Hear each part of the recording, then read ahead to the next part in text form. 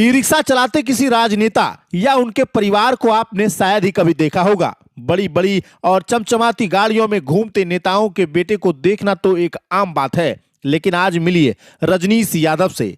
झारखंड सरकार के मंत्री संजय प्रसाद यादव के पुत्र रजनीश यादव, जो खुद कहलगांव विधानसभा सीट से चुनाव लड़ चुके हैं, जब शाम के धुंधले में बेहद खामोशी और सादगी के साथ खुद ई रिक्शा के स्टीयरिंग थामे आगे बढ़ रहे थे, तो सड़क पर उन्हें कोई पहचान भी नहीं पा रहा था। बिना किसी सुरक्षा घेरे के, बिना किसी तामझाम या शोर शराबे के, एक साधारण टी शर्ट पहने वह इतनी शांति से गाड़ी चला रहे थे कि राह चलते लोगों को भनक तक नहीं लगी कि उनके बगल से गुजर रहा यह साधारण सा दिखने वाला युवक असल में सूबे के एक कद्दावर मंत्री का बेटा है।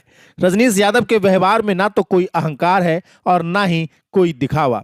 वह हमेशा इसी तरह जमीन से जुड़कर आम लोगों के बीच रहते हैं। वह चलते भले ही गाड़ियों से हैं, लेकिन उनके स्वभाव में कभी उसका रौब या घमंड नहीं दिखता। यही वजह है कि गोड्डा के हर आम और हर खास व्यक्ति को हमेशा यही महसूस होता है कि रजनीश उनके ही अपने परिवार का लड़का है। और भला लगे भी क्यों ना, जब कोई इतनी बड़े राजनीतिक रसूख के बाद भी जमीन पर उतरकर ऐसे मिसाल पेश करेगा, तो जनता उसे अपने दिल में क्यों नहीं बसाएगी। दरअसल यह सिर्फ सड़क पर चलता हुआ कोई ई रिक्शा नहीं था, बल्कि यह हाल ही में हुई एक सड़क दुर्घटना में पूरी तरह टूटकर बिखर चुके एक गरीब परिवार के आंसुओं का मरहम था। उस हादसे ने परिवार के कमाने वाले सदस्य को छीनकर हंसते खेलते आसियाने को बेबसी के अंधेरे में धकेल दिया था। रजनीश यादव ने महसूस किया कि गहरे दुख की इस घड़ी में सिर्फ सांत्वना के दो शब्द या कुछ रुपए की फौरी मदद इस परिवार को दोबारा खड़ा नहीं कर पाएगी। इन्हें बैसाखी नहीं, बल्कि अपने पैरों पर सम्मान से खड़ा होने का एक स्थायी जरिया चाहिए। इसी सोच ने उन्हें सीधे ई रिक्शा के ड्राइवर की सीट पर ला खड़ा किया, ताकि वह खुद अपने हाथों से उस बेसहारा घर में आत्मनिर्भरता का एक उजाला पहुंचा सके। वह चाहते तो अपने घर बैठे ही किसी के जरिए गाड़ी की चाबी पीड़ित परिवार तक भिजवा सकते थे, जिससे आसानी से फोटो खिंच जाती और काम खत्म हो जाता।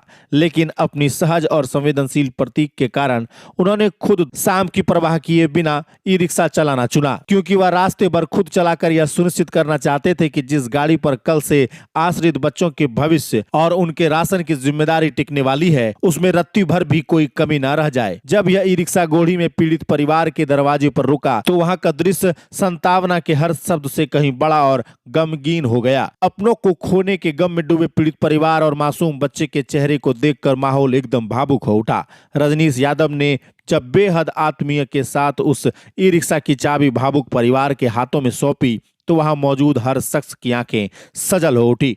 पीड़ित परिवार ने रोंदे हुए गले से कहा कि इस संकट में लोग पैसे देकर चले जाते हैं, लेकिन हमें सम्मान से जीने और रोजी रोटी कमाने का यह सहारा देकर रजनीश जी ने हमारे बुझते हुए घर के चूल्हे को फिर से जला दिया है। गौरतलब है कि इस हादसे के तुरंत बाद ही माननीय मंत्री संजय प्रसाद यादव ने पीड़ित परिवार के बच्चे की पूरी शिक्षा का जिम्मा उठाने का संवेदनशील फैसला लिया था, और अब उनके पद चिन्हों पर चलते हुए उनके बेटे रजनीश यादव ने इस बेमिसाल और मार्मिक पहल से गोड्डा के जनमानस के दिलों को गहराई से छू लिया है। बिना किसी चुनावी भाषण के और बिना किसी शोर शराबे के रजनीश यादव ने चुपचाप यह साबित कर दिया कि जब किसी का दुख अपना लगने लगे, तो मदद के लिए पूरा वजूद आगे बढ़ा दिया जाता है। यही वजह है कि गोड्डा का हर गली और हर घर में आज इस सीधे सरल युवक की इस जमीनी प्रयास की चर्चा बड़े ही आदर और स्नेह के साथ की जा रही है। चल पाएगा परिवार? हाँ सर, चल जाएगा।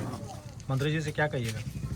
कहिएगा बहुत खुशी की बात है। तो दिया तो और जो जितना जितना घोषणा हुआ था कितना पैसा मिलेगा, वो सब मिला? नहीं मिला। सब नहीं मिला अभी? ना तो गए नहीं सब जगह मुआवजा के लिए? गए सर, नहीं वो मिला सभी को। क्या बोले? गए बहुत इधर उधर घुरा रहे, लेकिन नहीं मिला। नहीं मिल पा रहा? नहीं। क्या बोल रहा है?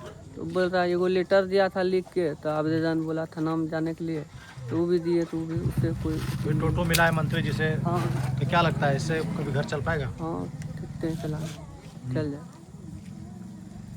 हो पाएगा आपका इस रिक्शा से?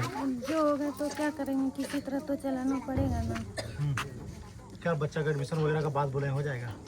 हाँ, वो तो बोला है, तो अब आप लोग का अथी है ना, तो हम क्या कर सकते हैं। अभी मेरे हाथ में तो अभी क्या कुछ कहिएगा भी मंत्री नहीं जी है। से?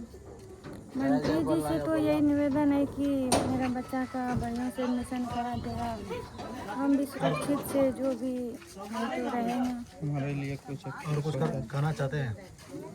हम से यही कहना चाहेंगे कुछ मेरे लिए भी थोड़ा सा हो जाता तो हमको भी थोड़ा सा आसान मिलता, सरकारी चीज़ के लिए कोई भी चीज़।